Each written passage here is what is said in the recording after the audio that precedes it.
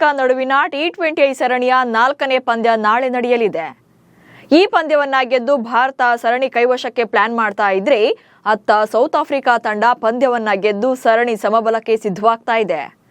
ಈ ಪಂದ್ಯಕ್ಕೆ ಭಾರತ ಪ್ಲೇಯಿಂಗ್ 11 ನಲ್ಲಿ ಚೇಂಜಸ್ ಆಗುವಂತ ಚಾನ್ಸಸ್ ಕೂಡ ಇದೆ. ಯಾಕಂದ್ರೆ ಅಕ್ಷರ್ ಪಟೇಲ್ ಸರಣಿಯಿಂದಲೇ ರೂಲ್ಡ್ ಔಟ್ ಆಗಿದ್ದಾರೆ ಅಂಡ್ ಓಪನಿಂಗ್ ಪಾರ್ಟ್ನರ್ಸ್ ಬದಲಾವಣೆ ಮಾಡುವಂತ ಸಾಧ್ಯತೆ ಇದೆ. ಅದರಲ್ಲೂ ಡಲ್ ಆಗಿರುವಂತ ಗಿಲ್ಗೆ ಗೇಟ್ ಪಾಸ್ ಕೊಟ್ರೆ ಬೆಸ್ಟ್ ಅನ್ನುವಂತ ಟಾಕ್ ಕೂಡ ಇದೆ. ಸೊ ನಾಳಿನ ಪಂದ್ಯಕ್ಕೆ ಭಾರತ ಪ್ಲೇಯಿಂಗ್ 11 ಹೇಗಿರುತ್ತೆ? ಪವರ್ ಪ್ಲೇನಲ್ಲೇ ಪ್ರಿನ್ಸ್ ಫೇಲ್ ಆಗ್ತಾ ಇರೋದು ಯಾಕೆ? ಗಿಲ್ಗಾಗಿ ಗಂಭೀರ್ ಹಠಕ್ಕೆ ಬಿದ್ರ? ಈ ಬಗೆಗಿನ ಒಂದಷ್ಟು ಡೀಟೇಲ್ಸ್ ಅನ್ನ ಈ ವಿಡಿಯೋದಲ್ಲಿ ಹೇಳ್ತೇನೆ. ನಾನು ಶಾಂತ. ನೀವು ಸುದ್ದಿಯಾನದ ಸಬ್ಸ್ಕ್ರೈಬರ್ ಆಗೋದಿಕ್ಕೆ ಮರಿಬೇಡಿ. ಲಕ್ನೋದಲ್ಲಿ ನಡೆಯಲಿರುವಂತಹ 4ನೇ ಟಿ20 ಪಂದ್ಯದಿಂದ spin allrounder Axar Patel ruled out ಆಗಿದ್ದಾರೆ. ಹೆಲ್ತ್ ಇಶ್ಯೂನಿಂದಾಗಿ ಅವರನ್ನ ತಂಡದಿಂದಲೇ ಕೈಬಿಡಲಾಗಿದೆ.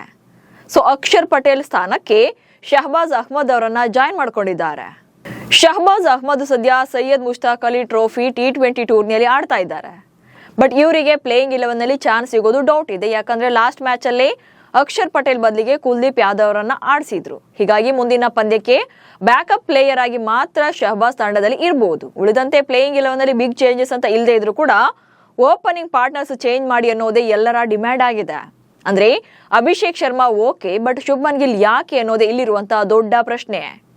3 ಪಂದ್ಯ 32 ರನ್ಸ್, ಓಪನರ್ ಆಗಿ ಇಷ್ಟು ರನ್ಸ್ ಸಾಕಾ? ಟಿ20 ಫಾರ್ಮೆಟ್ ನಲ್ಲಿ ಶುಭ್ಮನ್ ಗಿಲ್ ತುಂಬಾನೇ ಸ್ಟ್ರಗಲ್ ಮಾಡ್ತಿದ್ದಾರೆ.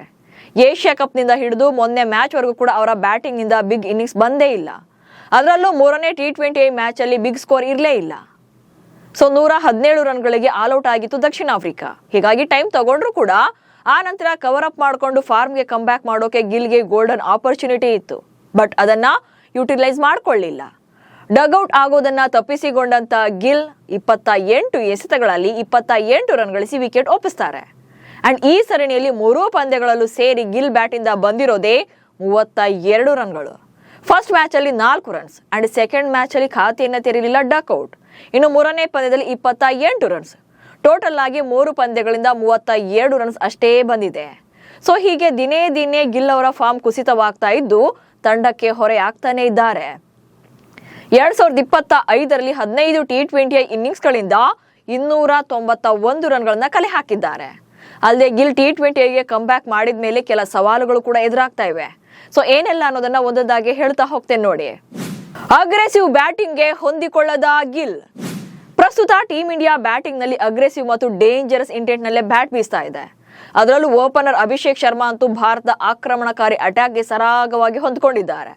ಪವರ್ ಪ್ಲೇ ನಲ್ಲೇ 185+ ಸ್ಟ್ರೈಕ್ ರೇಟ್ ನಲ್ಲಿ ಬ್ಯಾಟ್ ಬೀಸ್ತಾ ಇದ್ದಾರೆ. ಹಾಗೆ 44 ಸಿಕ್ಸರ್ಗಳನ್ನ ಬಾರಿಸಿದ್ದಾರೆ. ಬಟ್ ಗಿಲ್ ಸೆಟಲ್ ಆಗೋಕೆ ತುಂಬಾನೇ ಟೈಮ್ ತಗೊಳ್ತಿದ್ದಾರೆ. ನೆಕ್ಸ್ಟ್ ಪ್ರೆಷರ್ಗೆ ಸಿಲುಕಿ ವಿಕೆಟ್ ಅನ್ನ ಒಪ್ಪಿಸ್ತಾ ಇದ್ದಾರೆ.